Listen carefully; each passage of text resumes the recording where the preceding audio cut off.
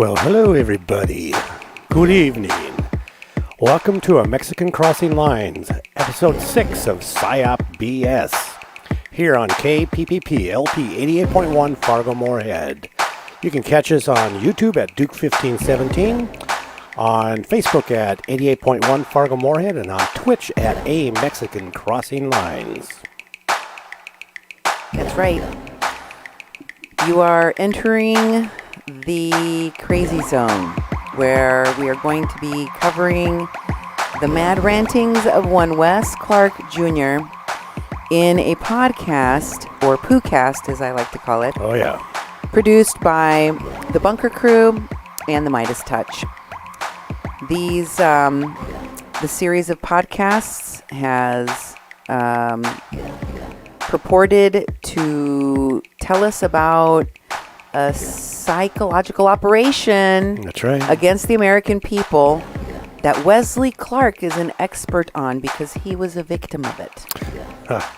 If you want to find our shows, you can go to kpppfm.com, go to the programs under a Mexican Crossing Lines, and you'll find PsyOp BS, and all 6 of the shows will be on there, including the ones we're going to do in the very near future. Plus, they have all the links on each show. If I have additional material that is relevant to that show that I don't cover, you can find it on kpppfm.com under what tab? It's under the program tab. You just go to programs and you'll find the Mexican Crossing Line, and you'll see a post that says PsyOp BS, and all the shows will be there. You can also find us on YouTube, as I said, Duke1517. If you're on YouTube, please subscribe and also click the little bell so you get notifications when we go live, so you get the new material whenever we put things up, because some days we do it earlier, some days later. And we're multicasting, like I said, on Twitch at A Mexican Crossing Lines and on Facebook at 88.1. You can also give us a call and leave a message on our message line at 701-566-0917. Again, 701-566-0917. Get a hold of Cindy at kpppfm.com or me, Duke, at kpppfm.com. Yes, and if you have been paying attention, over the last 5, 6, 7 days, we've been playing shows from the past. That's right. That sync up to what we're talking about today because, folks, I have the receipts. I've already done the investigation of all of these different people involved in Standing Rock, including Wes Clark Jr. I've already shown the connections between the people that were at Standing Rock, that then went on to do disaster relief, that then went on to be part of the caravans, that then went on to be part of QAnon, that then went on to become part of the coup on January 6th. That's right. We have been documenting the people involved in all of that from the very beginning, years and years of shows here on a Mexican Crossing Lines on KPPP LP 88.1 FM. So, without further ado, you are listening to A Mexican Crossing Lines with your host, Cindy Gomez-Schempp. And Duke Gomez-Schempp. On 88.1 FM, KPPPLP Fargo Moorhead, where we are adding local color to your airwaves. And on today's PsyOp BS Part 6, I am going to talk to you more about Wes Clark Jr. and his involvement in Standing Rock and what he did after. Now, when you listen to the American PsyOp podcast series, I think it's like 10 podcasts. Yeah, there's a 9 Poocast, and then there's the intro, and they have a bonus Poocast on there also. Yes, there is a bonus Poocast.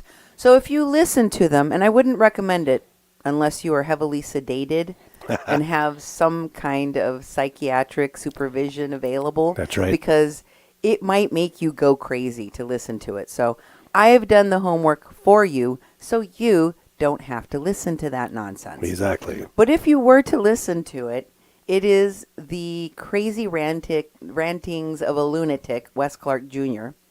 He himself says he was, at the time that these things happened to him, completely mental, completely insane. I don't know why the people that produced this show did not vet any of the statements that he made, check any of the things that he said, reach out to any of the people that he slandered, or actually look at all of the other shows under a Mexican Crossing Lines related to Wes Clark Jr. and Standing Rock that we have produced over the years, instead of just stealing copyrighted material from one of our shows and not really delving into the rest of the work that we did.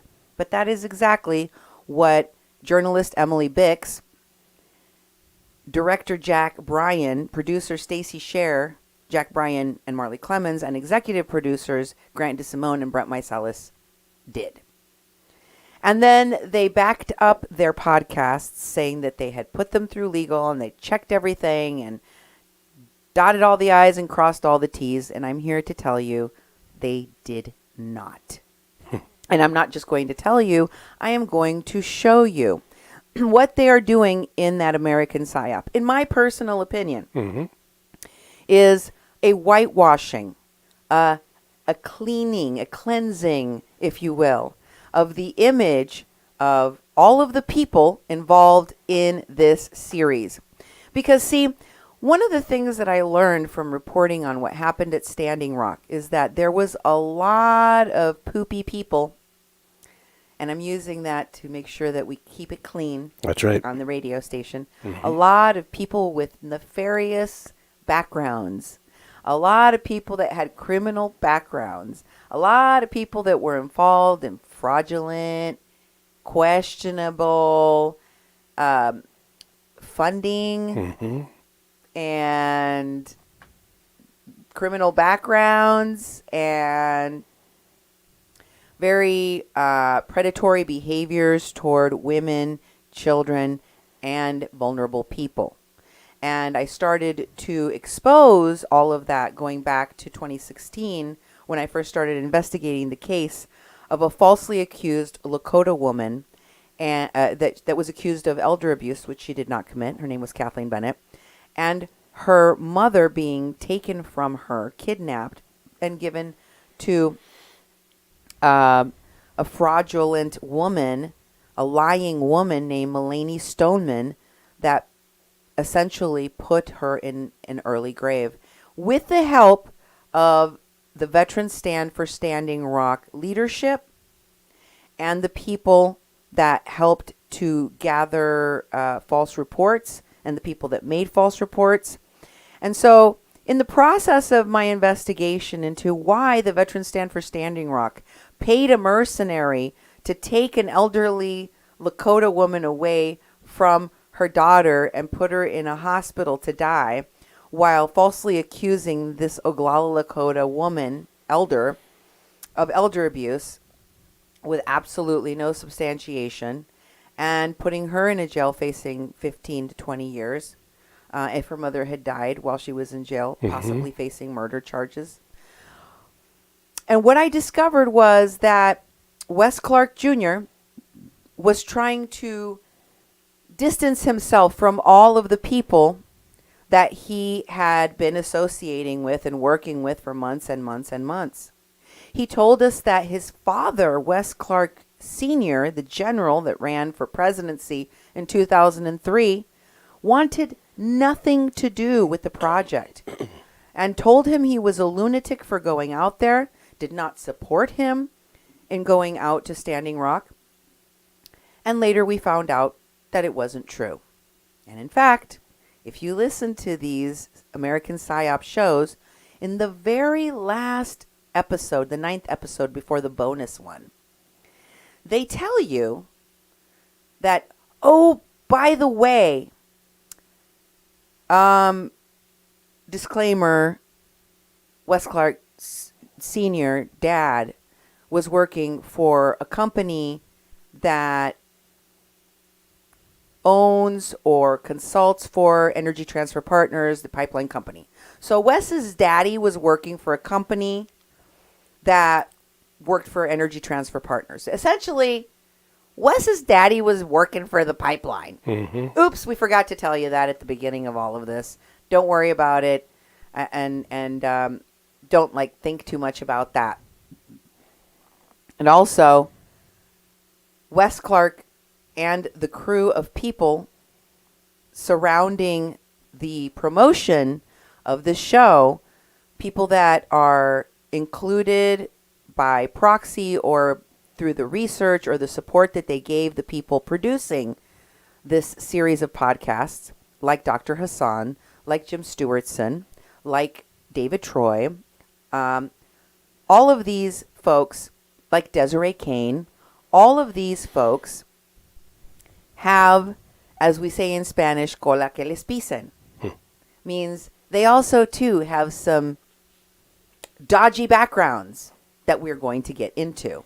Because it isn't just Wes Clark's glaringly incredulous story that should have shot up red flags for this crew of people producing this slanderous, copyright stealing show. Mm-hmm. It was all of the other people that were providing them information and promoting this show, and the connections that they have to the ultra right, to people that espouse white supremacy ideology, people that were in the Trump campaign or shilling for the Trump campaign, people that were part of the conspiracy theories spewed by platforms like The Intercept and InfoWars and, Roger Stone and Sean Stone and the likes of those kinds of people. They're all things that the people producing this show should not have just been more forthcoming about in telling us that Wes Clark Jr. Aligned himself with all of these people going all the way back to Standing Rock. Yep, exactly. And before. And so did Desiree Kane, and so does Mr. Hassan, and so does all of these other people have dodgy, questionable backgrounds with each other, and to supporting organizations and people associated with the MAGA movement, with the ultra-right, with foreign countries' propaganda. Exactly. And with anti-vax,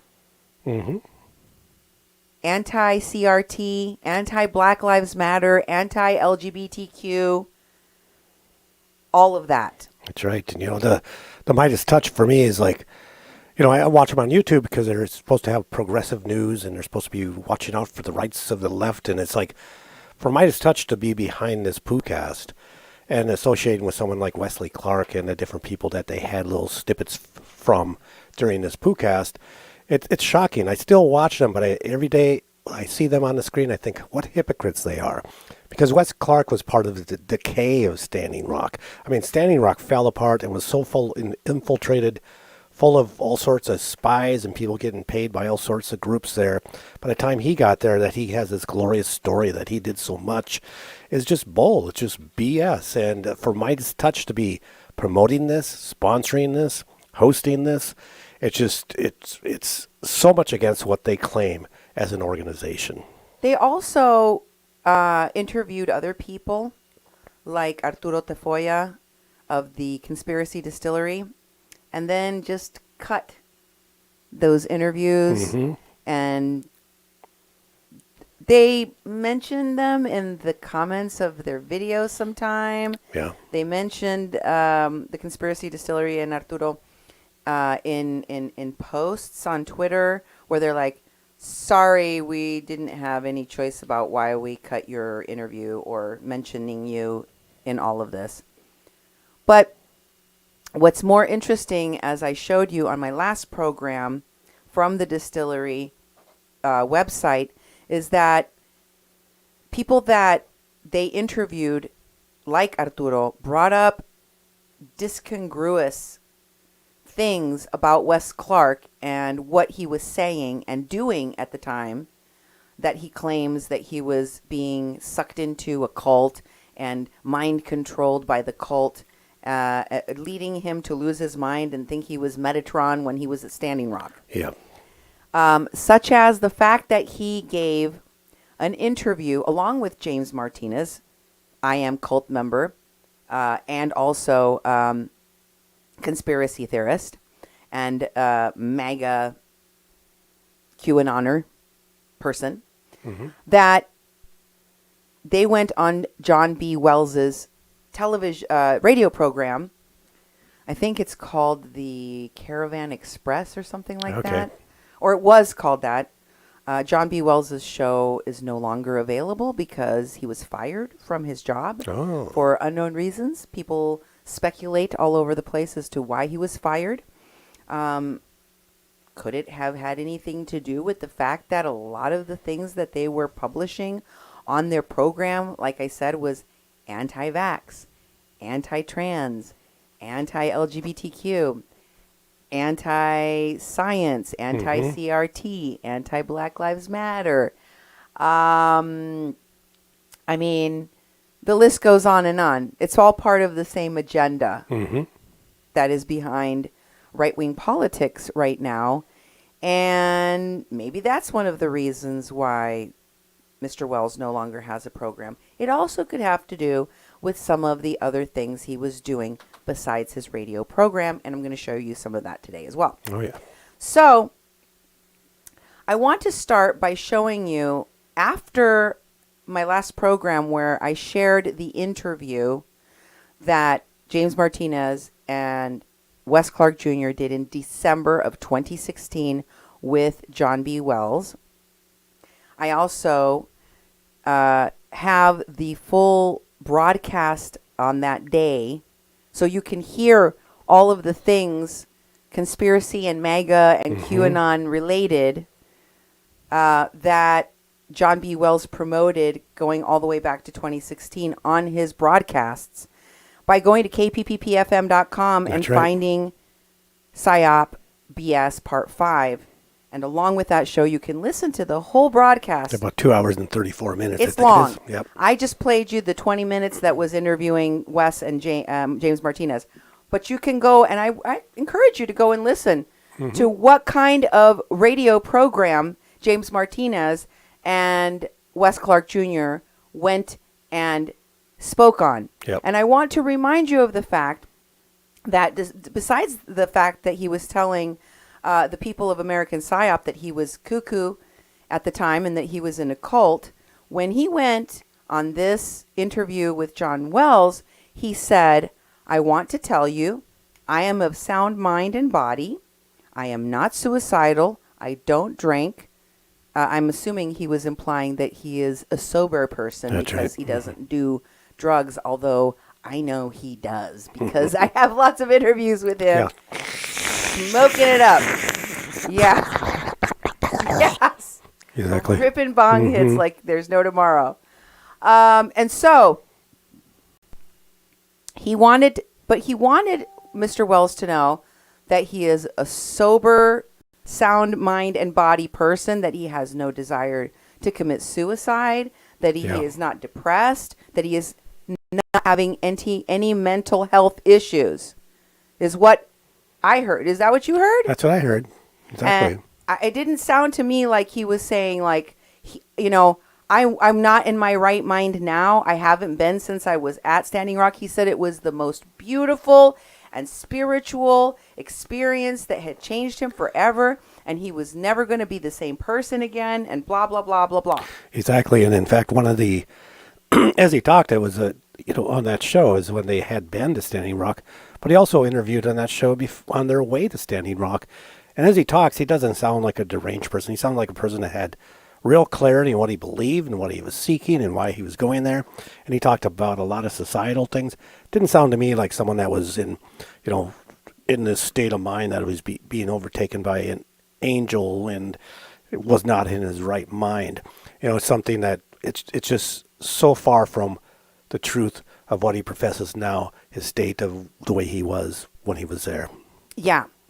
And I'm going to play the other interview that Duke just talked about in my next show. I'm going to do a whole whole thing for that.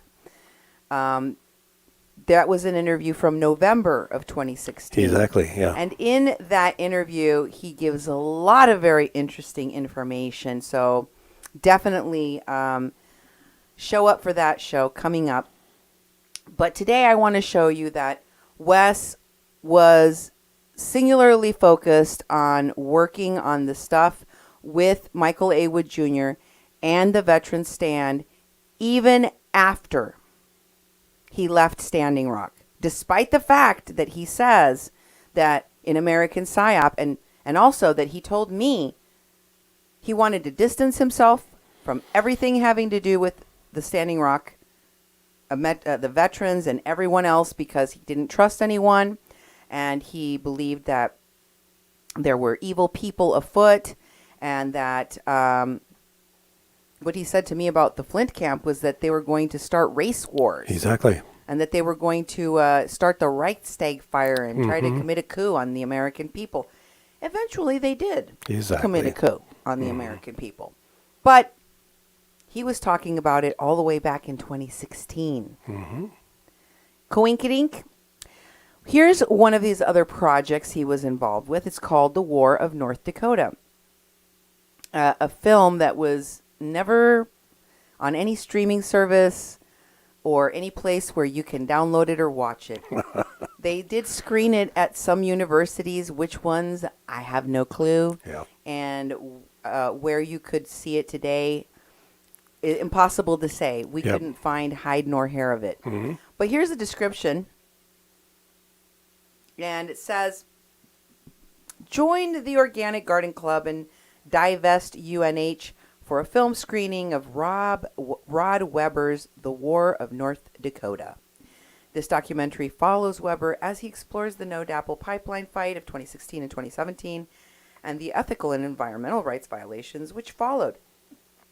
It's free and the public is welcome. The film highlights the actions on the Backwater Bridge and near locations at the Standing Rock Reservation, leading up to a brutal night in which the Morton County Sheriff's Department unleashed rubber bullets, concussion grenades, tear gas, and freezing water cannons on the people of Standing Rock and their environmentalist allies, resulting in 300 injuries. There was widespread hypothermia, the loss of eyesight, with Susie Desbot, that's Vanessa Dundon, and a woman, Sophia Wolanski, who lost the use of her arm. Both were injured by explosives launched at the crowd by police. Appearances in the film and or interviews are with Jane Fonda, LaDonna Tamakawastewin Allard, Payu Harris, who also goes by Payu Vane, and I will show you that he went on to do disaster relief in Puerto Rico with Ed Higgins here. Oh, yes. Wes Clark Jr. was also interviewed for this film, and Dallas Goldtooth of the Indigenous Environmental Network. Aaron Schrody and Josh Fox. Oh, yeah. Josh Fox, who was hanging out with Wes Clark and Samira Khan at Standing Rock. And, of course, Vermin Supreme and many more. And so, there was no hands off. I don't want to have anything to do with these people. I was very nervous. I didn't know who to trust. BS that he tries to portray in the American PsyOp. He and the crew of the PR team, working with Winnie Wong and Ann Zelikowski and Trevor Fitzgibbons and all of that group of people working on the campaigns for the country of Venezuela and all of the other people that were represented by Trevor Fitzgibbons and his PR people and Winnie Wong and Desiree Kane and Seven McDonald. They all were working with many campaigns, political campaigns, and they had a lot of actors involved, some of whom went out to Standing Rock. Here's a poster from a Rock the Campus event that happened after Standing Rock, promoted by one of the people in the PR group, Seven McDonald. And you see that they're in West LA at an event in 2016, is it? Or is that 17 or 18? I don't know. I can't see. It's too small. It's too small for me to see. Yeah. But present at this event is Rosario Dawson. And of course, there's Francis Fisher. Yep, it's And then you have Kendrick Sampson and Max Carver and Zoe Kravitz. And these are all people that are for Bernie, working on the Bernie Sanders campaign, which we know was one of the projects of the PR firm that works with Winnie Wong and Trevor Fitzgibbon and Ann Zalakowski, blah, blah, blah, blah, blah. Okay? Yep. So you see the people that are working there. Francis Fisher, we know, was at Standing Rock. So was Max Carver and this guy, Kendrick Sampson. And Kendrick Sampson has been working on a lot of different campaigns, PR campaigns, political campaigns, along with Seven McDonald. Here you see him promoting Black Lives Matter movement, immigration reform, wage equality, and he's doing it under Bernie Sanders for the 2016 campaign. The people that helped to give us a Trump presidency. Yeah. Because that's what they did. The Green Party, the Bernie Sanders, the Jill Stein, all of that, that's what gave us Trump, in part. Yep, exactly. And another part, as we know now from hearing Wesley Clark rooting for him, is the Wesley Clark crew that went out to Standing Rock with Tulsi Gabbard. And we know that those people were in the bag for Russian propaganda and in the bag for the Trump campaign. And we see Tulsi Gabbard hosting Tucker Carlson on Fox News now. Exactly. We see her. We've seen her, right? Here's another one with Max Carver and Kendrick Sampson rocking the campus for Bernie Sanders at Cal State Fresno. They're working. And, of course, they're being promoted by Seven McDonald. Exactly. And then in this next one, you see them making activism sexy again. There's Max Carver kissing Kendrick Sampson. And you've got Seven McDonald promoting that, of course. Yep. And then we have Doug McLean, a Standing Rock media person that was behind many different platforms, many different media platforms. And this guy was with Greenpeace in Australia, I think. But in this post, I want you to see that he tags Francis Fisher. And this is going on with the caravans. Okay. And it is a post from the D.C. Indigenous Peoples Day March, where a man named Nathan Phillips, along with a group of Standing Rock water protectors, confronted a group of Catholic school students and then proceeded to call them racists. And they manufactured this this racist confrontation, which was published all over the media, and for which they were sued. Those media platforms were sued and lost hundreds of thousands of dollars for promoting this false flag confrontation. And I want you to look really carefully, because Doug McLean is tagged with a terrorist that is residing in Mexico named Alfonso Guerrero Ulloa, one of the people that was in the leadership of the caravans, and a terrorist that was bringing drugs and trafficking people into that was trafficking people and weapons, and that blew up a restaurant or a building that had American soldiers, where 6, I believe, American soldiers lost their lives. So this is like a genuine terrorist that murdered people. Wow. That was given asylum in Mexico. Okay, he's from like Honduras or Guatemala, I can't remember right now. But here, a water protector from Standing Rock is tagged with a terrorist Wow. that murdered American soldiers.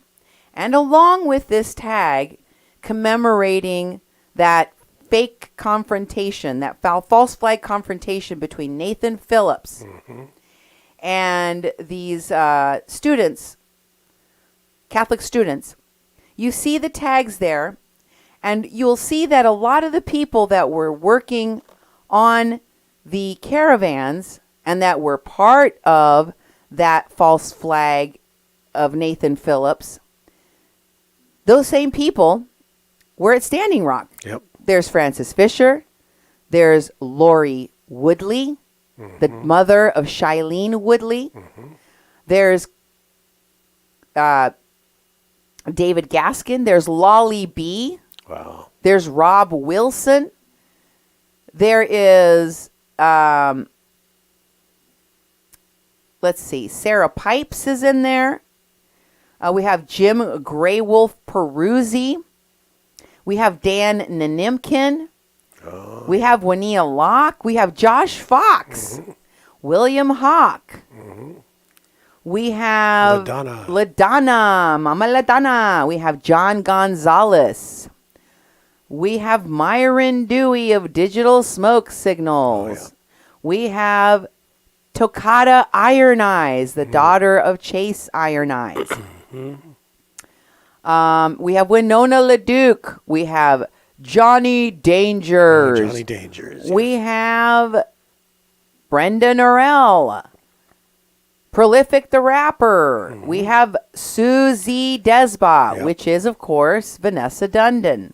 We have Nomiki Konst of TYT, the one that was interviewing the crypto king, Okay. the crypto guy in Puerto Rico, Pierce Brock.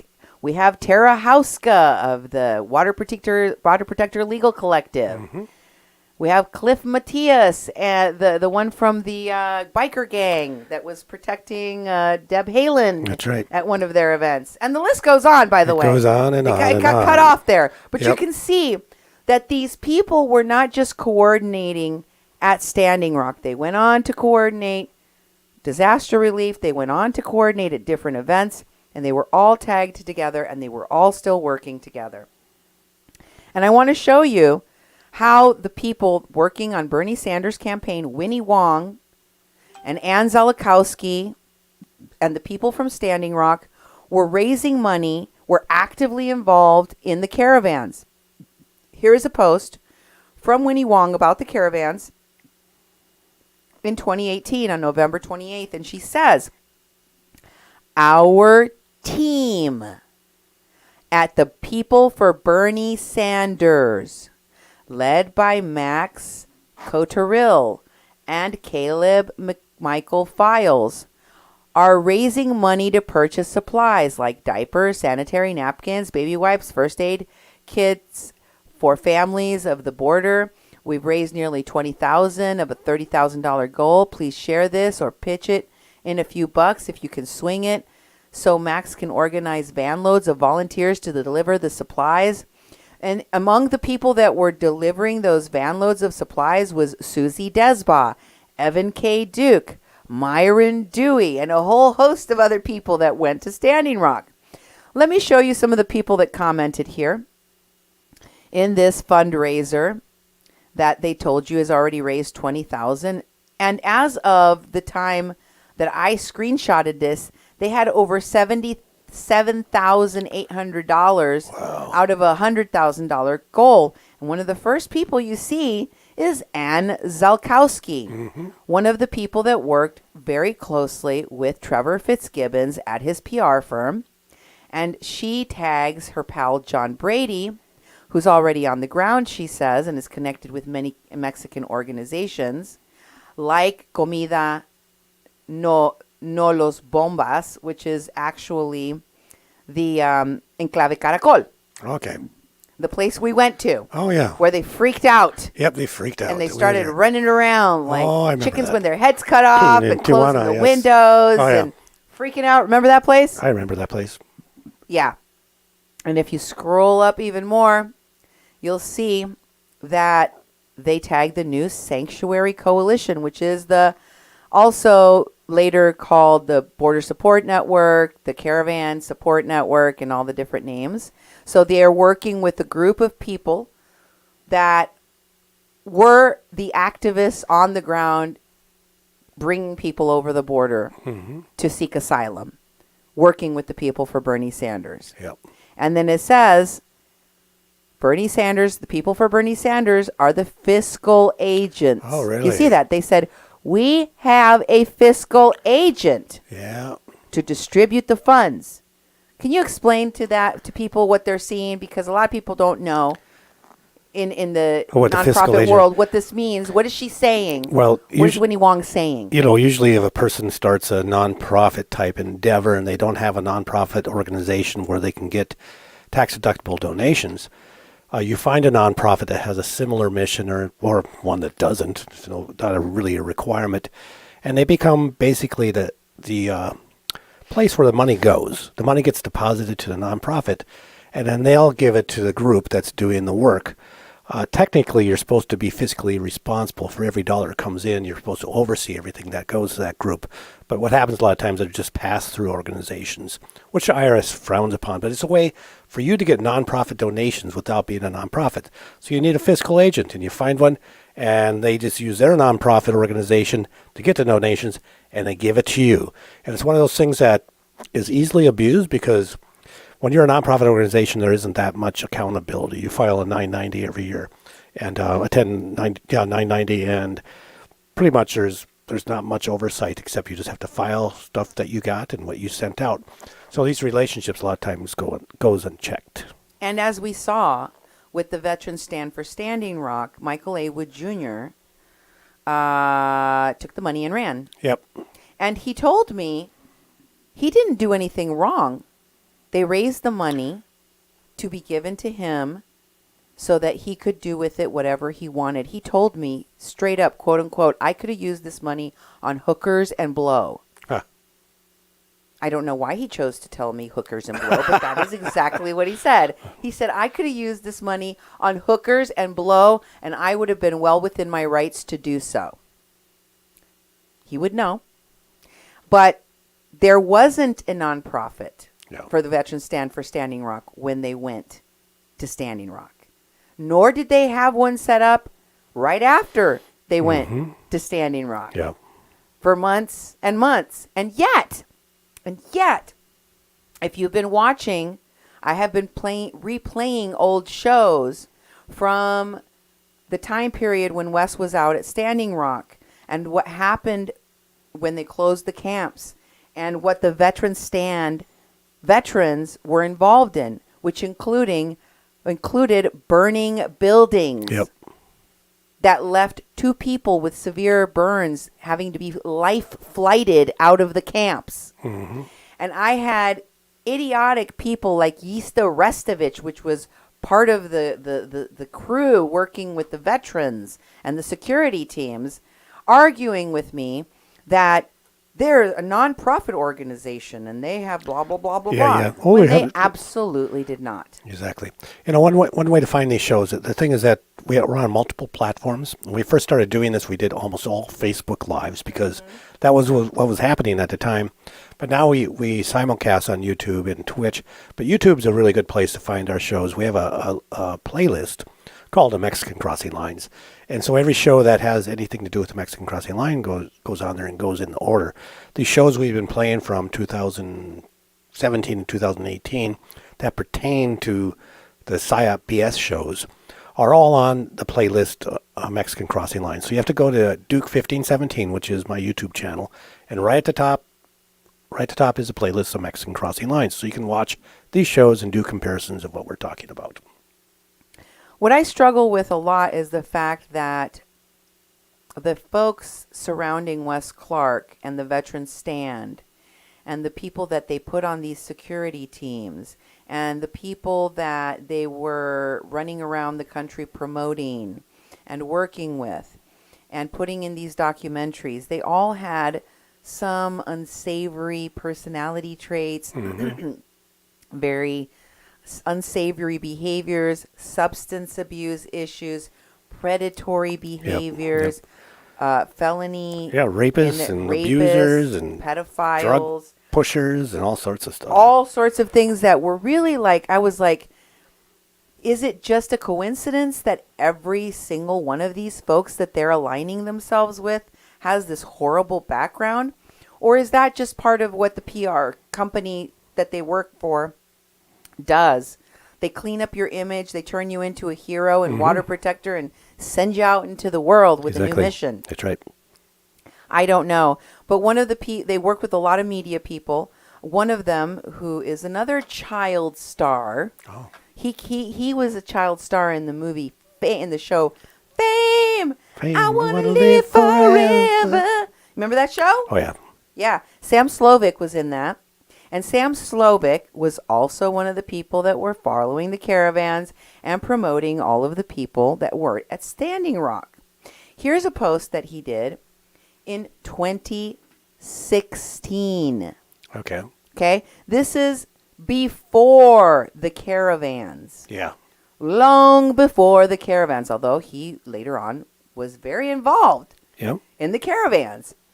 But you can see they were coordinating long ago. Confluence Documentary was also at Standing Rock. Oh. We met and became friends with one of the people, Steve Goot, who's also in the tags there, and interviewed with him at Standing Rock while they were there. But he's tagging people from Hollywood. He would know because he's also a child star and knows a lot of people from Hollywood. And so there's Jane Fonda tagged, and behind the tags is an actual Jane Fonda. And behind her is a Lily Tomlin. You can't see them very well. That's when they're at the camp. Okay. Yeah, they have the outline of their hair. They're not at camp there. Oh, okay. They're actually at an event called Ban Exit, where they're going to take all their money out of these banks that support the funding for the pipeline. By the way, folks, I just want to tell you something. I want to go back to these tags in a minute, okay?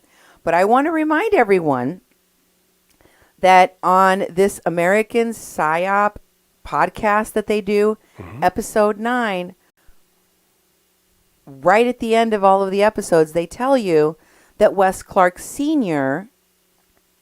was working with a company that is connected to Energy Transfer Partners, the people that were building the pipeline. And it just so happens that Wes Clark Jr. wasn't being shunned by his daddy for going out to Standing Rock. His daddy was thrilled he was going out to Standing Rock, was super proud of him. I showed that in subsequent shows in my program long ago. And it also turns out that all of these people were working for a PR we're working on a PR campaign that included the support of Donald Trump, and that included Russian propaganda that came from people like Abramovich, I think is the name of the Russian oligarch that Wesley mentions at the very beginning of the podcast, that he went to talk about a job doing a movie, and he went to a yacht. He met the person he was going to do this movie with or write this film script for on a yacht that was right across from this Russian oligarch named Abramovich. Just so happens to be a big investor along with Donald Trump in the pipeline they were building at Standing Rock. Wow. Just a reminder, something to think about. Okay, back to the tags. So, we have Jane Fonda, we have Steve Goot, and we have an influencer and guru. Yes, a guru named Jay Ponte. We'll get to him later because he works very closely with Francis Fisher, and he worked very closely with the people in the caravans. And as you know, a lot of these influencers and gurus and yogis and yoga and meditation and all of this and all of that, they became anti-vaxxers. They got sucked in to the anti-vax. But if you can look carefully at the roots of where all of these people were coordinating, going all the way back with all of these different networks, you will see they were working together since Standing Rock. Wow. And you can see the Young Turks is tagged there. Francis Fisher is tagged there. Josh Fox, documentary filmmaker, is tagged there. You've got Juan Mancias of the Carrizo Come Crudo tribe, who was also at Standing Rock. He was at that border, at the Butterfly Center border campground that they did with Evan Duke that had a human trafficker hanging out, talking about how he and his family had a long history of trafficking people over the border. Mm-hmm. Remember that? Oh, I do. And they had a bunch of sex workers over there, and they had people like Susie Desba, who has been recently jailed for trafficking drugs. Yeah, they were all hanging out right there at the border. And then, of course, there's Dallas Goldtooth. And all of this was outside of a Wells Fargo bank in Los Angeles, California in December of 2016. Wow. And here I want you to hear how in Los Angeles, Francis Fisher was heavily promoting Vanessa Dundon, the woman that went to Mexico to go to this border camp that I just told you with Juan B. Mancias was at the border. Then she went to Mexico looking for missing and murdered indigenous women. Here they are promoting her. Francis Fisher is personally promoting her at an event for women. Take a listen. A woman who grabs back. Please welcome Francis Fisher.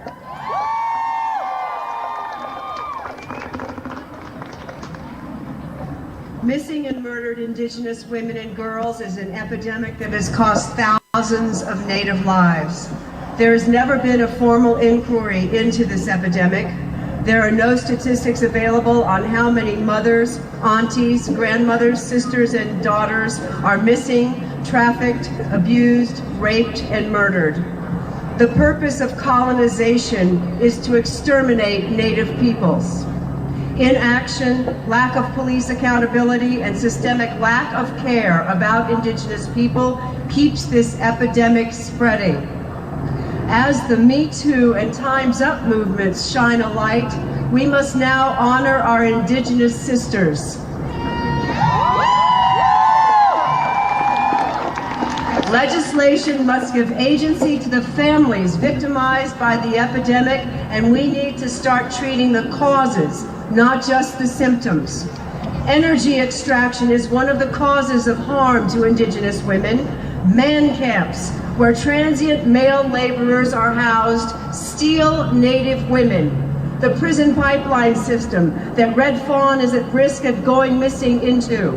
Through mysterious circumstances, Misty Upham, and the police inaction that keeps women's lives in limbo, like Olivia Lone Bear.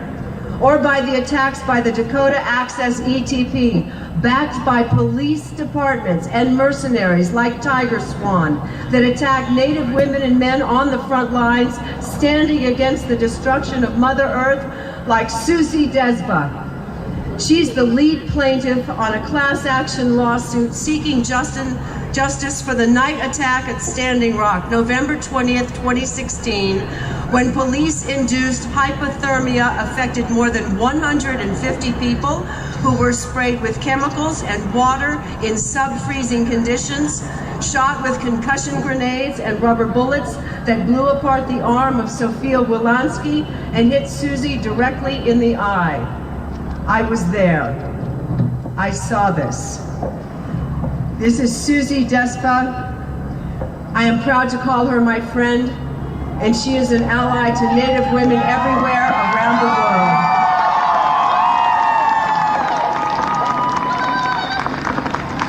Thank you. Yadea Bene, good morning, Los Angeles Women's March. I'm honored. Francis Fisher was there November 20th. We were there on November 20th. We were actually there. I don't remember seeing her on November 20th. We were there at the camp. Yeah. We stayed there until the sun went down. Yep. Because I was still recovering from my fracture. And I had nerve damage I still have nerve damage in my right leg. And so when it gets dark, since I don't have sensation in that foot, it gets hard, especially when you're walking on the uneven ground of a campground. Mm-hmm. For me to roll an ankle or Yeah. get hurt, and my husband is very careful that I don't get hurt. Plus, we were there interviewing people, and one of the past shows we played. Actually, it wasn't a past show; it was a new show from footage we took in summer and fall of 2016 at Standing Rock, because I wanted to show what we were doing there. We were interviewing people and their experience, and we were there on November 20th. I remember it was people started going up to the bridge. I saw that because they would do that. They would call for a prayer action, and people just start milling up the road, and so a bunch of people were leaving, going up there. And that's when they started trucks on fire. I mean, it was just mayhem. But we had went back to the casino, and all the medics had went back too, because they were having a night off, because it was just a nice, fall day, and it was an uneventful day, and they were going to go get some rest and go hang out and get clean and different things they wanted to do then. And when all this stuff broke out on the bridge, but we had been there the day before and all day that day, and I never heard about Frances Fisher being there at all. So I think that's like I did not inaccurate, see her. you know? I saw Cody Blue, Oh, yeah. Dee Snyder, Snyder's yeah. son. Yeah. I saw Dee Snyder. Yep. We were at the hotel. We were in the lobby. We were hanging out. We stayed in the lobby on the first floor, watching the entrance, watching for people that were coming in, because people were coming in to get cleaned up. Yeah. There wasn't showers at the camp so that you could just if you got sprayed with chemicals, Yeah. or got shot with rubber bullets, or got knocked into the dirt in the middle of the night in a protest, you could go somewhere and get triaged and cleaned up. You had to go to the casino. Yeah. So that's where everyone was going. So when this started happening, I grabbed my microphone. You were doing some interviews on your own too. Yep. We were both trying to get as much information, collect information, and we worked. I don't think we slept that night. No, we also let people come in our room and sleep and get showered and get cleaned Yeah, up. because there was so because we had 2 beds, and we filled the floors. People are on the floor, underneath the beds, everywhere, because we wanted to give people a place to be. People were putting their clothes in bags because they were covered with chemicals, and they wanted to preserve the evidence, because supposedly the Water Protective Legal Collective was going to do a class action suit. They burned everything. Which they burnt down with the ceremonial burns at the They camp. burned all the evidence for their lawsuits.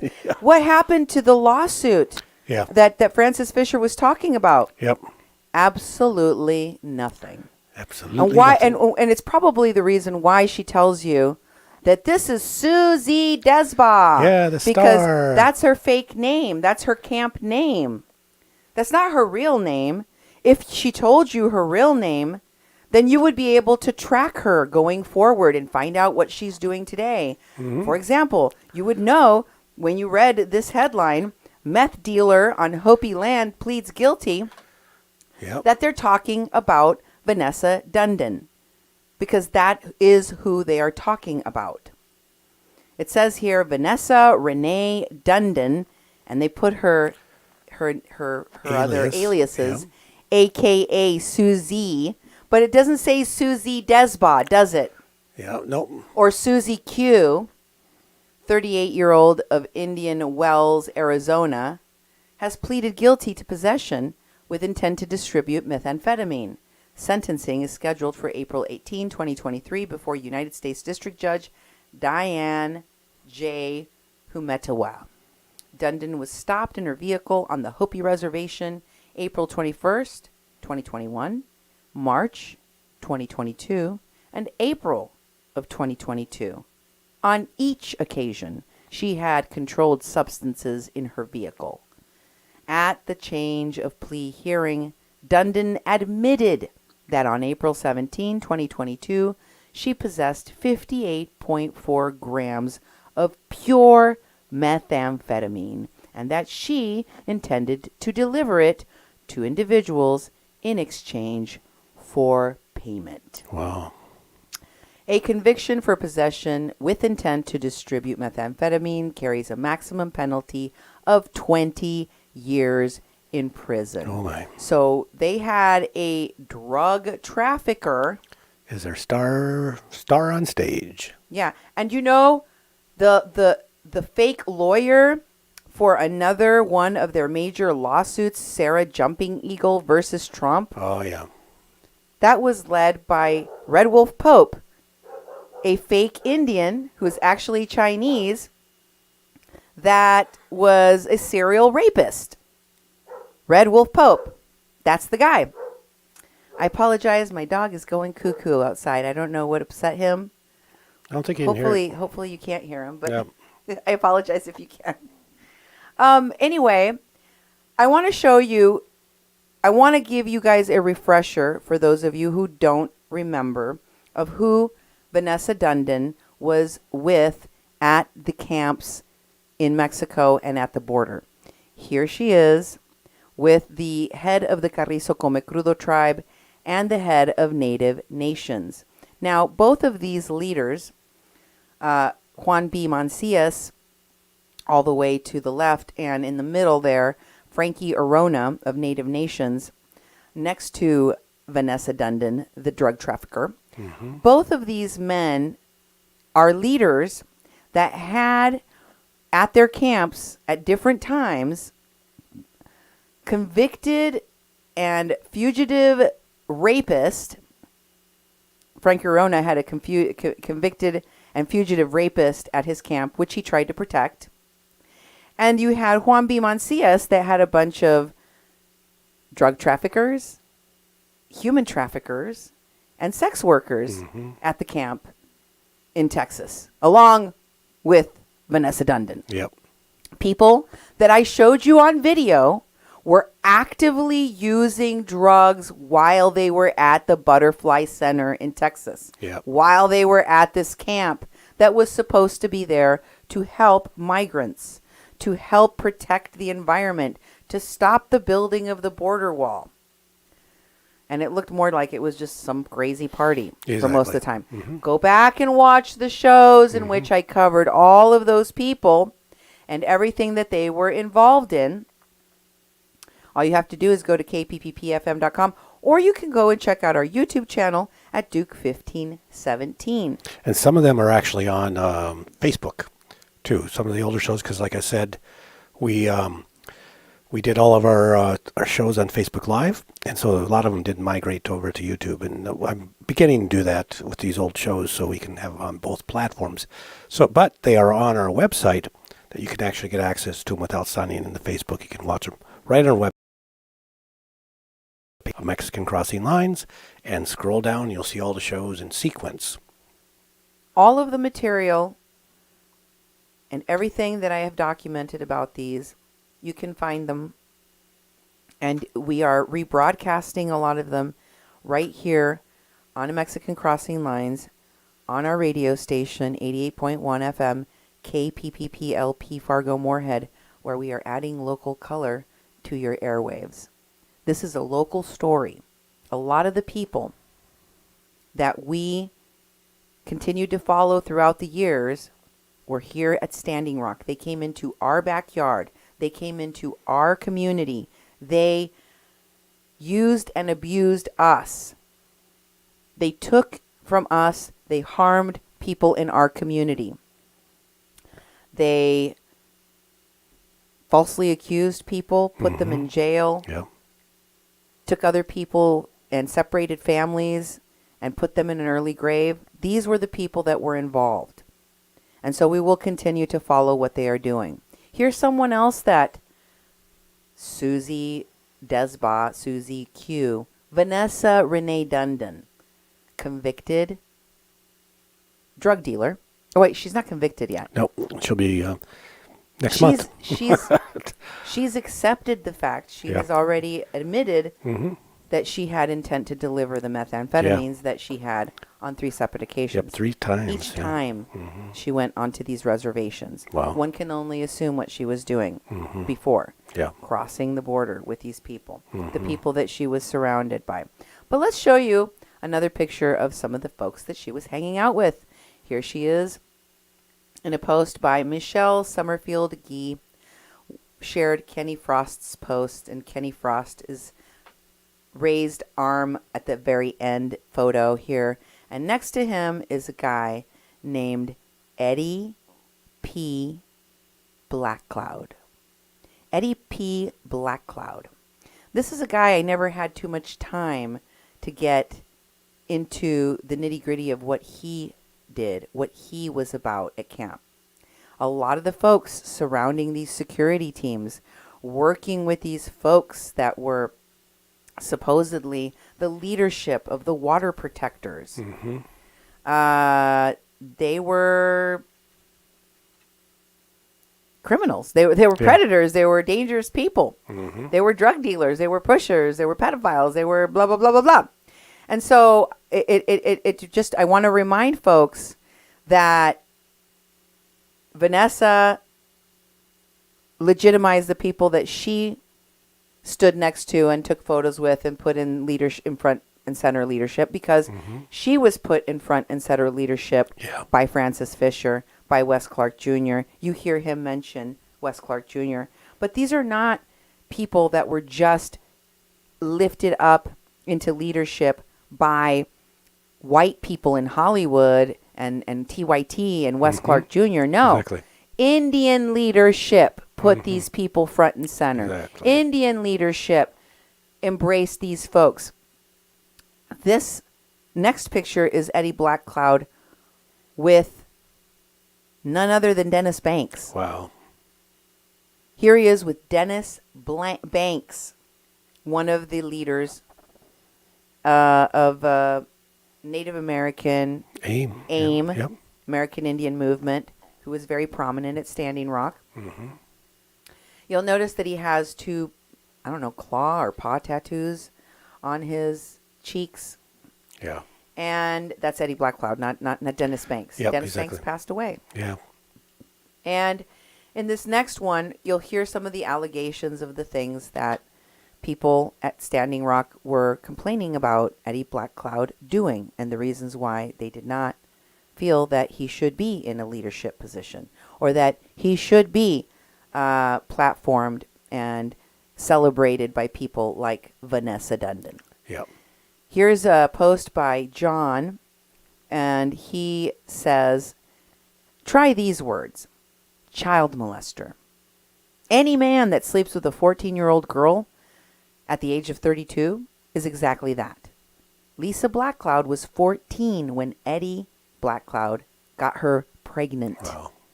He was 32. Their oldest child is evidence. And if that isn't enough proof, then you must have your head buried in the sand. So there's a child. There's a child that is the product of Eddie Blackcloud having sex with an underage girl. Jeez. Then there's this. Here's a post by Untold Choices. Jesse Fairs says Eddie Blackcloud is a known abuser, a fraud, and a scammer. Do not support him in any way. Wow. And they post a harsh reality live stream. And then someone named Lou tags some people, including Eddie Blackcloud. And, I think it is Eddie Blackcloud. And he says, I'm going to shut this page down. You can find me over here on Twitter. And someone else on Twitter responds saying, Eddie Blackcloud got thrown out Sacred Stone Camp for trying to steal the telescope from the security shack. He's suspected of a boatload of shady beeps. Wow. I wouldn't trust him. There's more. There are more allegations. So, stealing, fraud, scamming, underage girls. Yeah. What else?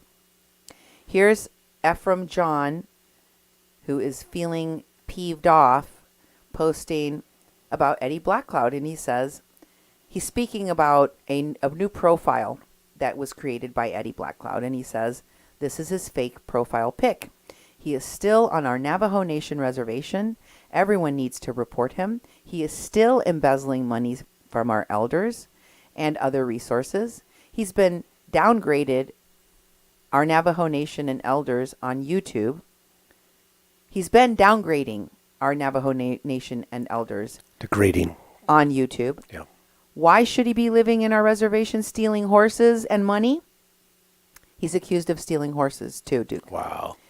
And embezzling money from elders. This is our land. She dene, my people.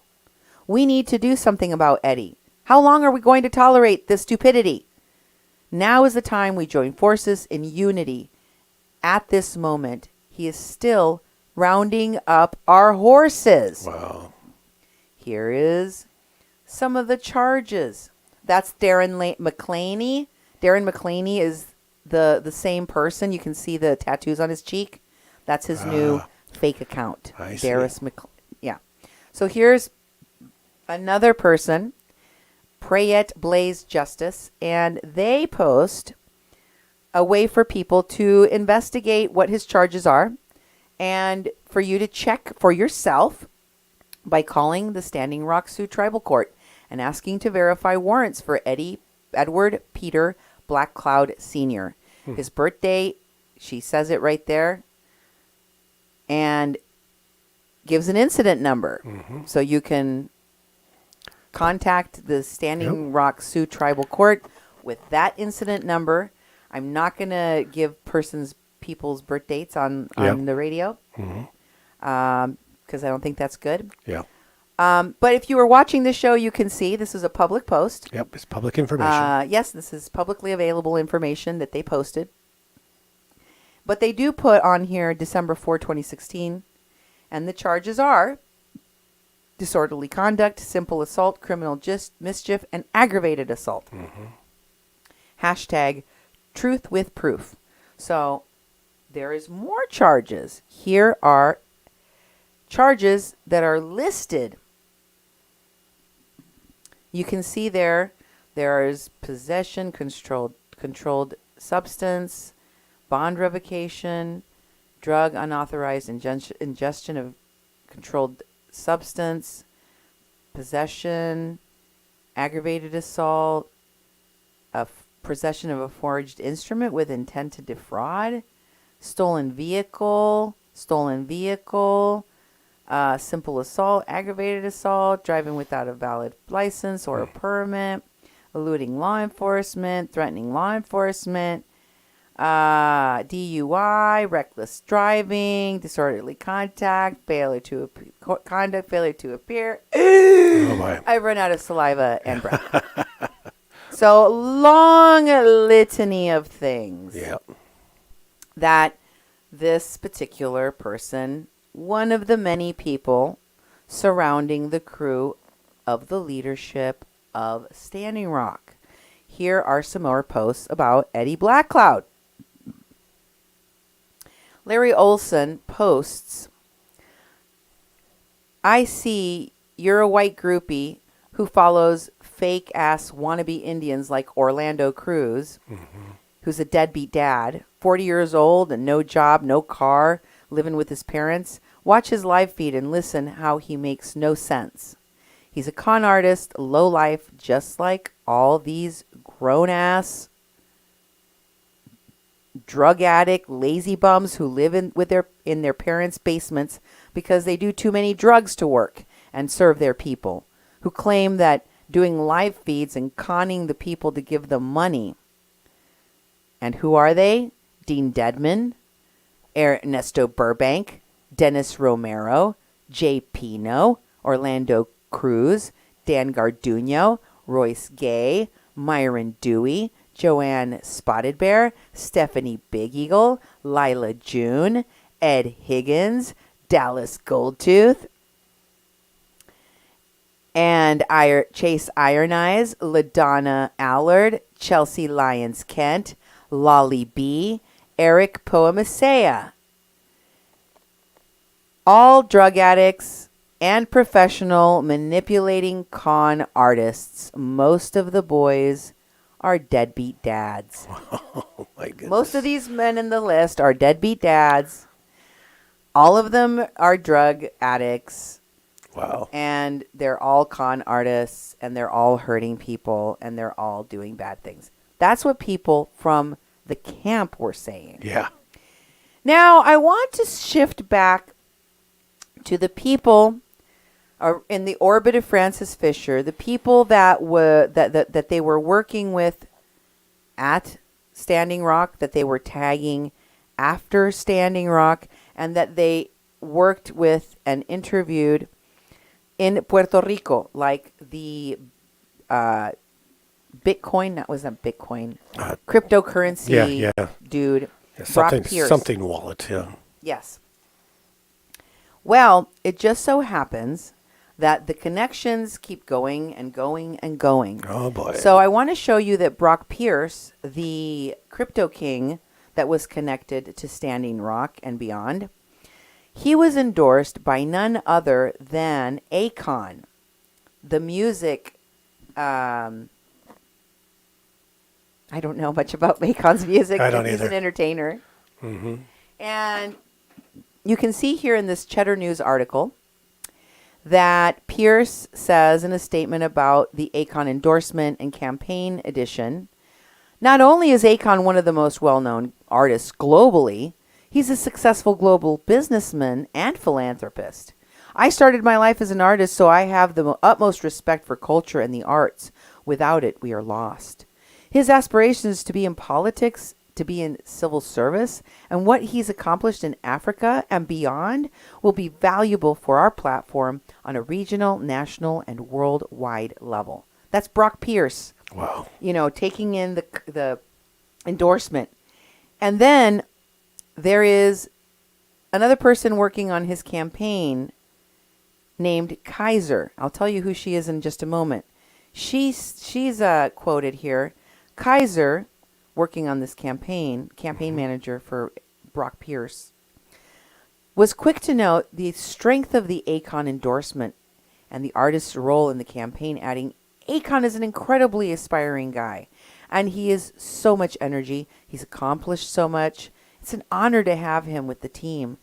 With his track record on massive success in entertainment, but also in entrepreneurship, he's a very important part of the team, especially as we drive into foreign policy issues. The Brock Pierce campaign is currently on the ballot in 8 states and Washington, D.C., which is more than any other independent candidate in 2020. Wow. And here is a reminder of what Mr. Brock Pierce was involved in. Brock Pierce was in part of an organization, Mm-hmm. a company that was accused and sued for sexually abusing minor children. Wow. And this post is from Steam It. It says, I'm not making any claims of my own inventions about Brock Pierce in this post myself, as I simply do not know the truth regarding his involvement in the cases covered in the documentary Unopened Secret. I am just reporting only on the material that has been publicly made available in the interest of transparency. The documentary shows that he was involved in a group called DEN, Digital Entertainment Network, that was run by a serial abuser of children called Mark Collins Rector. And the claim is made that he was involved in facilitating Mark's abuse of young boys against a background of mansions, cocaine, and highly funded Hollywood lifestyles. This episode in Brock's life became an issue when he took the role of running the Bitcoin Foundation with Andreas Antonopoulos, the well-known computer and Bitcoin expert, resigning, stating, I can no longer have even the smallest association with the Bitcoin Foundation because of the complete lack of transparency. Wow. A thread listing numerous resignations from the Bitcoin Foundation in protest at Brock Pierce taking over that role at Bitcoin Foundation can be found at this link. So there's a lot of people that were very upset. And what is this Open Secret documentary that they were talking about? Well, it's the documentary that Corey Haim and the two Corys. Oh yeah. Corey, what was the other one? Corey Feldman? Yeah. Corey Feldman. Okay, I remember that. Corey Feldman alleged that he was sexually assaulted, and Mm-hmm. Corey Haim was too. But here's the YouTube documentary, Yeah. Mm-hmm.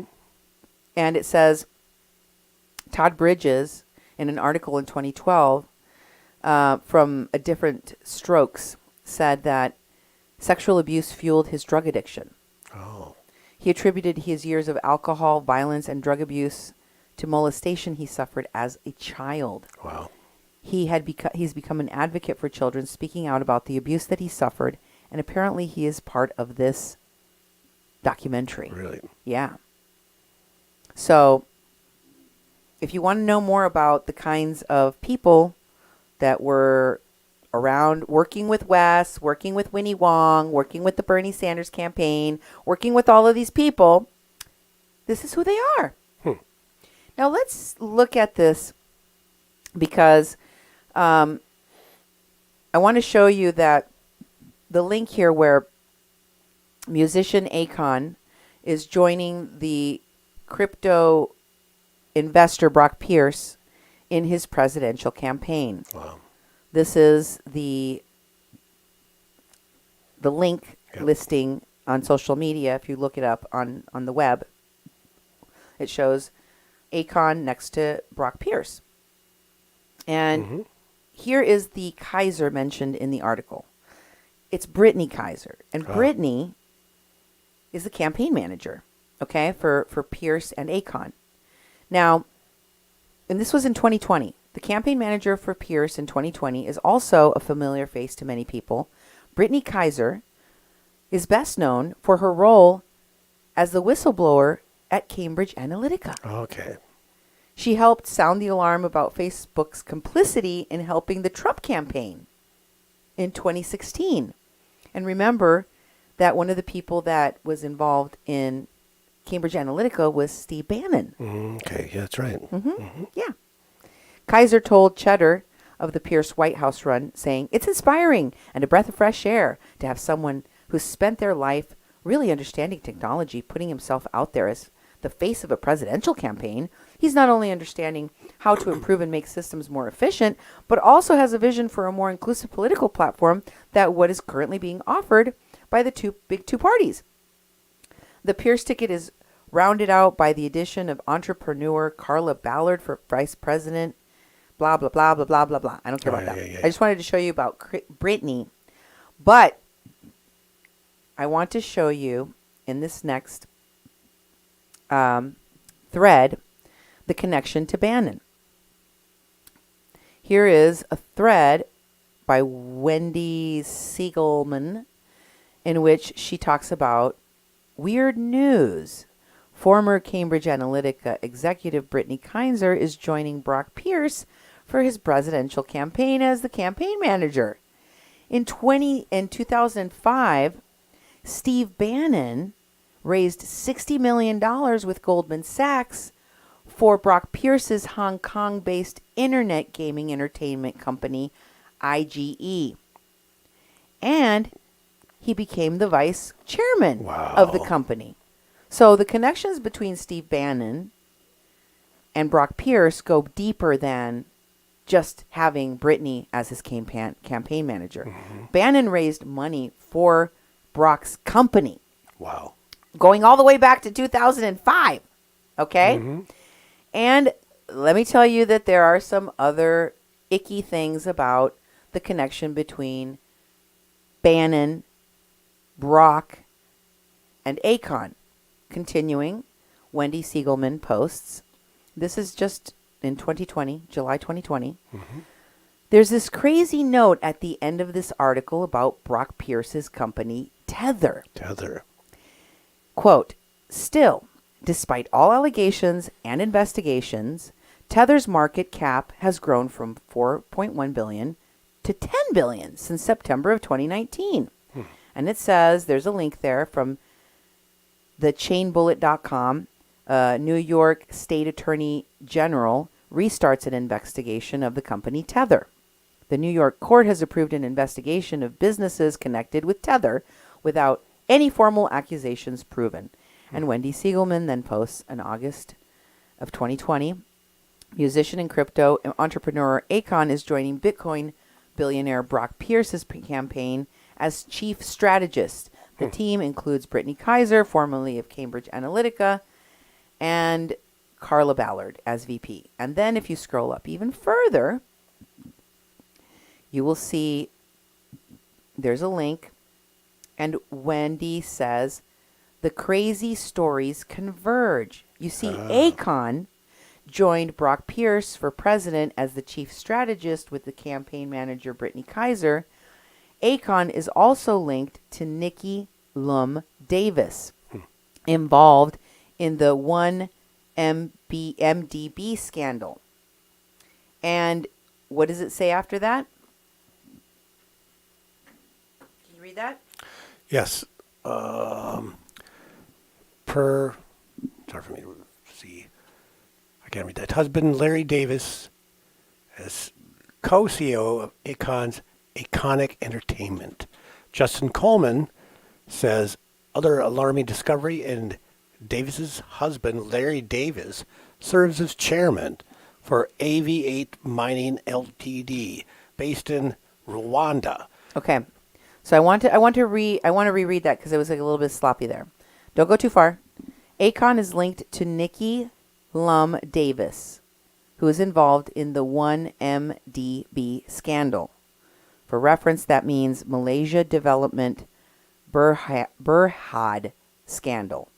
If you don't know what that is, the Malaysian Development Berhad scandal is often referred to as the 1MDB scandal, or just 1MDB, describes a corruption, bribery, and money laundering conspiracy in which the Malaysian Sovereign Wealth Fund, One Malaysia Development Berhad, aka 1MBD, was systematically embezzled with assets diverted globally by the perpetrators of the scheme.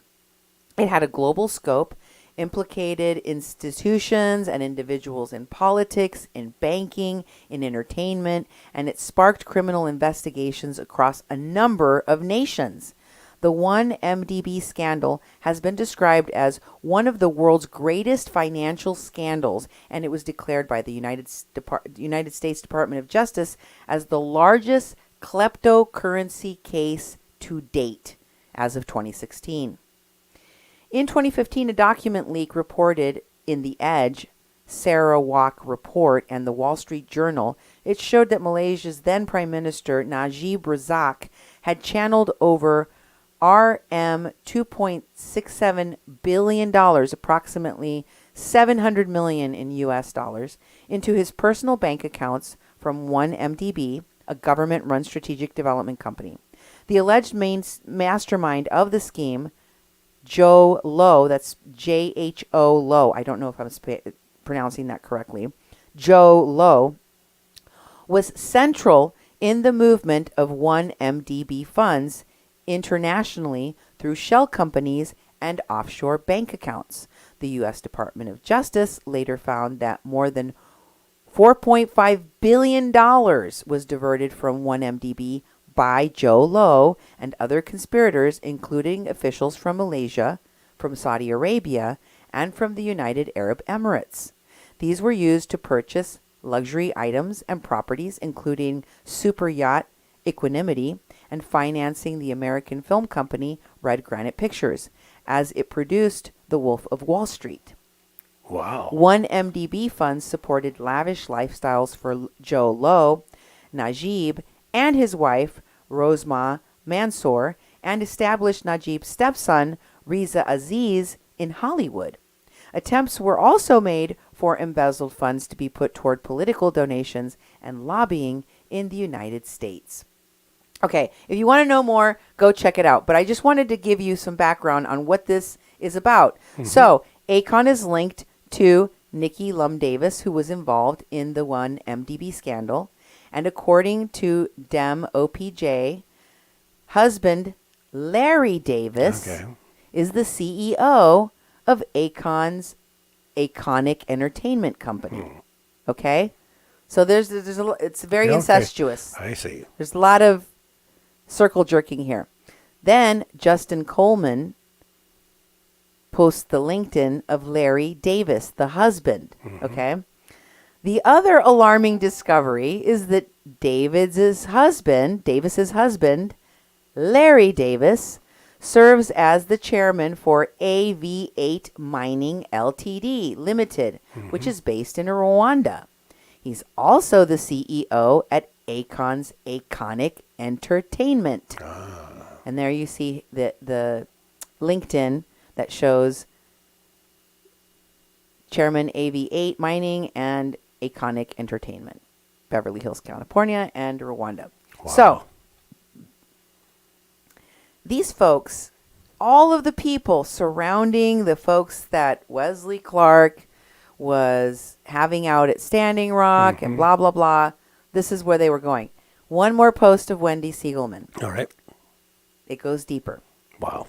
The thread on the criminal complaint that was filed last week against Nikki Lum Davis for failing to register as a lobbyist for Malaysia and China, basically as a foreign agent Yep, exactly. for Malaysia and China, is related to that one MDB scandal and efforts to extradite Guo Wengi. Guo Wengi is the guy that owned the boat that Steve Bannon got arrested on. Oh, That's Guo snap. Wengi. Okay? Okay. Davis worked with Elliot Broidy. Does that ring any bells? Elliot Broidy and ex-Fugees member Pras Michael. Michael? I don't know how to pronounce Yeah. that. Mitchell? Huh? Mitchell? Mitchell. So, then she posts or reposts what she says about the charges. Could you read that next post there? Sure, from Wendy Siegelman. Another story tied to Brannon partner Guo Wengel. A criminal Wengi. A criminal complaint was filed this week alleging Nickel Mali Loom Davis failed to register to lobby WH for Malaysia to drop IMDb charges and for China to extradite Gu Wengi. Davis worked with Elliot Broidy. Elliot Broidy served as finance chairman of the RNC, and in 2009 he was convicted in a public corruption and bribery case in New York. Wow. So you're caught up. He's Jeez. with the RNC. Wow. He got in a lot of trouble for being an unregistered foreign agent working for the Chinese and Malaysian governments. Wow. Just like those people. They're quite the And they're crew. connected to the Republican National Committee, Ah, yes. the Trump administration. And he was pardoned by Trump. Huh. But you know who wasn't pardoned by Trump? The people that were involved in the January 6th coup. Yep. Now, Tucker Carlson is putting out a bunch of film right now. Mm-hmm. He's letting you know they were just tourists, That's right. touristing. They weren't doing nothing bad. Yep. They're just seeking information. Why did the QAnon shaman ask for a pardon from the president, which, by the way, he didn't get? Yeah. You don't ask for pardons unless you're guilty of a crime, right? Exactly. Roger Stone asked for a pardon, and he had to admit that he was guilty of a crime in order to get the pardon. But he got the pardon. But these people, in January 6th, they did not get a pardon. Trump could have pardoned them. Yeah. Instead of just Truth Centraling on his Truth Central platform that they should all be freed and it's wrong. They weren't doing anything bad. Well, then why didn't you pardon them? Exactly. If they were being railroaded or what have you, you pardoned Elliot Broidy. You pardoned Roger Stone. You pardoned Kushner's daddy. Yep. You pardoned a whole bunch of people. You pardoned Bannon. Did he pardon Bannon or did he not pardon? I Yes. think he did, right at the last day. Yep. The last minute. He pardoned so many people. He pardoned hundreds of people, but he did not pardon all those people on January 6th. Incidentally, Wes Clark, I will remind you, wrote an article or an essay along with Dave Troy, one of the people that collaborated in making American PsyOp. This propaganda podcast, podcast That's right. of nonsense, with the title January 6th was part of something larger that we must confront now. That's right. Because they are the ones that are the experts of the thing that they helped to create. Yep. Or to platform, or to continue to give voice and importance to. Because Dave Troy, working with these folks, is giving them importance on his essays. Here he is. He's published, and he's touting these people as experts. He says Hassan is a cult expert. He says Wesley Clark is a climate activist. Even Wesley Clark Really? doesn't call himself a climate activist. He says that Jack Bryan is the filmmaker, right? Yeah. So he was working with these folks long ago. Yeah. He's been working with these folks, Yep. together with them. And for some reason, he has not wanted to talk to journalists like myself and to other people that have a lot of information about Wesley Clark and Standing Rock, the things that he claims that these people are experts of. That he's doing these, TEDx style interviews with Desiree Kane and Jim Stewartson and Stephen Hassan. And I'll get into all of that in my future shows. But I want to prime you upcoming for another interview that I have that I found on the Conspiracy Distillery's website. Oh, it is good. a treasure trove of information. I highly recommend that you go and check out all of the information contained there because, well, it is a treasure trove. Yep. Again, part of what I want you to know about this upcoming interview, I'm going to have you listening to another interview with John B. Wells, the one prior to the December interview. I told you that he starts off the December interview saying, "Welcome back," because they've been on his show before. That's right. And he was, and it was in November. And here is an event that John B. Wells did for Michael Flynn. He hosted an event that was like thousands of dollars a plate. Really? And had multiple speakers. And some of the speakers, one of the speakers was none other than treasonous insurrectionist Stuart Rhodes. Wow. Convicted insurrectionist and traitor, treasonous insurrectionist Stuart Rhodes was speaking at this event. Oh my God. But this event, thousands of dollars a plate event, was for none other than Michael Flynn. That's who the money was for him, for his legal defense fund, for his work. And they called the event Operation Classified. Oh, my And it was held in Texas, Dallas, Texas, in November of 2018, hosted by John B. Wells. Wow. And, folks, there is a live stream, or there was a live stream of the event and the speakers of the event. And lest you think that Wesley Clark has been always aligned with people in the MAGA movement, in the Trump campaign, working for the propagation of pipelines, not shutting down of pipelines. Yeah. Working to protect treasonous, treacherous cult leaders like Flynn, right? And James Martinez, right? And Sean Stone and others that he has aligned himself with. I recommend that you go to the Conspiracy Distillery website of Arturo Trefoya and check out this complete broadcast. I will also be having the broadcast plus the interview with James Martinez and Wes Clark of November of 2016 on my next show on Mexican Crossing Lines with your hosts, Cindy Gomez-Schempp. And Duke Gomez-Schempp. You've been listening to 88.1 FM, KPPPLP Fargo Moorhead, where we are adding local color to your airwaves.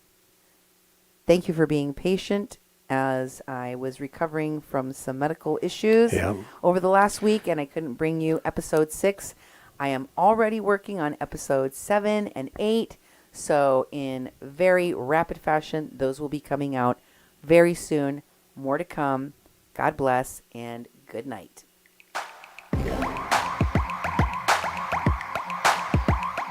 Yeah.